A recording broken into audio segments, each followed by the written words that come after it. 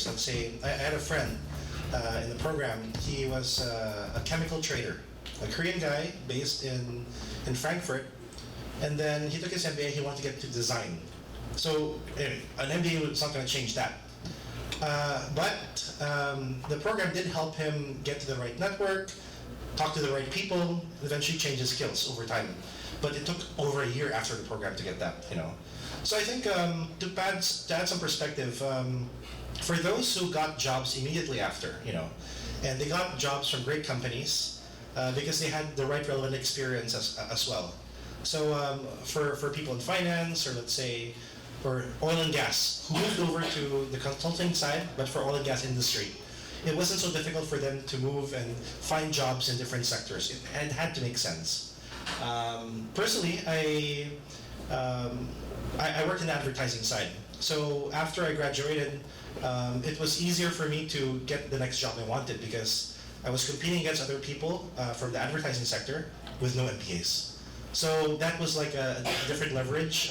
I think MBA programs offer a lot of opportunities to get yourself out there and make yourself felt to all the different recruiters.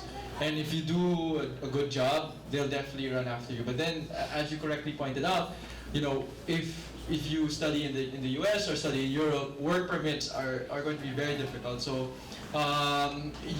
you might be, companies in Asia might run after you, but you might have a hard time getting even just an internship in New York or in San Francisco, primarily because, as you correctly pointed out, the work permit is really purely a game of luck. So it's a lottery. You could be the best the best summer associate in McKinsey or in Goldman Sachs, but if you don't win the lottery, they'll have to fly you to some other location where you could work. So it depends where you train your sights at, and how well you use the opportunities that are provided to make your presence felt. But definitely, it's always a plus. So when you mention, if you look at consulting, for example, business schools are heavily promoting the consulting as an exit for your MBA. I mean, it's one of their selling points. If you get an MBA, consulting is a good option for you. When it comes to top tier firm, let's say the big three, what's interesting when you look at data is people who went into McKinsey or Boston Group after the MBA, they didn't come from nowhere. They were either already a consultant before the MBA, or they were working for a top tier firm. So we're talking about Goldman Sachs, we're talking about JP Morgan, we're talking about P&G, we're talking about Google, firms that are known to basically select their people after graduation. So, you have to get over the marketing side of the school that say, we're good for consulting. The question you have to ask yourself is, can I make the transitions towards consulting? And there are tons of data available just on LinkedIn. If you go on LinkedIn and you just take, 100 profiles of consultants, you're going to have an idea of what they have all in common and what do you have to match them or not. Now I have a question for our two panelists who haven't spoken yet. One is for Carmel. So basically, you work for L'Oreal, and L'Oreal is known to be not the biggest recruiter of MBA, but one of the top recruiters, especially from European schools. I mean, it's one of the top recruiters for INSEAD, for example. So, over the span of your career, have you been exposed to more and more MBA, for example, graduates in your career? I think it depends on which country. So I've had the privilege, at least in my L'Oreal career over the last 13 years, to work in 3 different countries. So in the Philippines, in Shanghai, and in Paris. And I would say, in Europe, I think where MBA is almost an essential it's almost a rite of passage before they get recruited.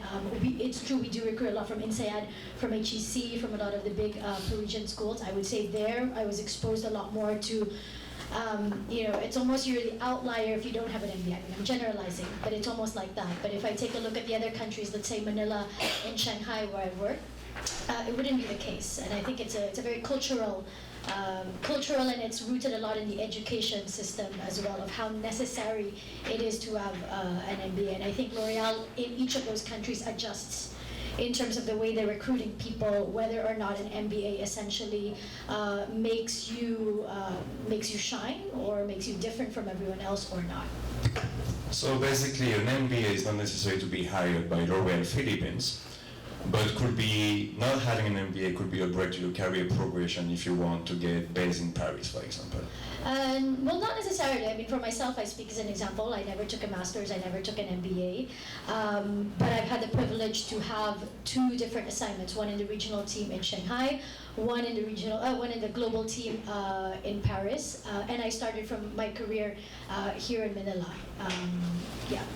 So I guess in short, no, it's not necessarily the thing that will kind of project your career. It's a lot of different factors. I agree. I mean, like it's again, we're not trying to promote the MBA. We're trying, no, not really. We do try to provide an overview of is it good for you. What we do try to promote is education as a whole, not necessarily the MBA. But we do, of course, want to know more about their own experience. When you work for L'Oréal, you have a lot of insights.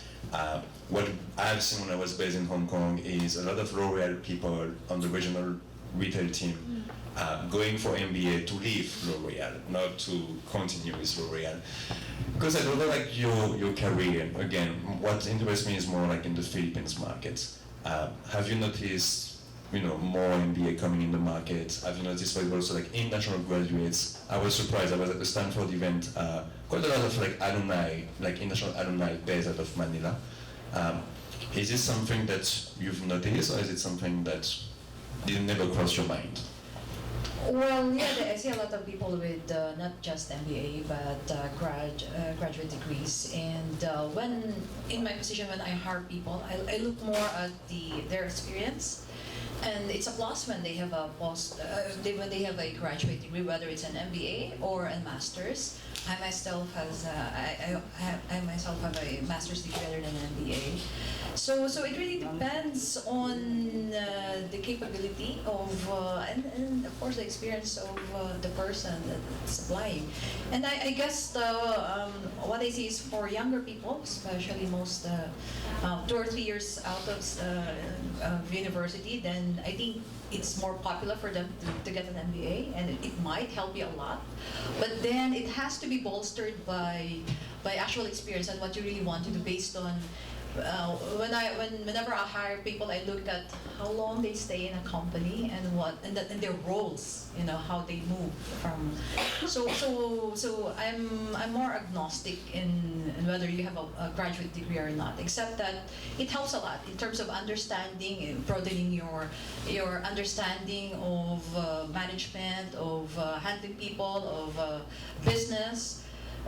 And also, if you come from, for example, if you come from a family with business, a family business, then of course it would make sense for you to go into to get an MBA, because you'll be exposed to several aspects of running a business.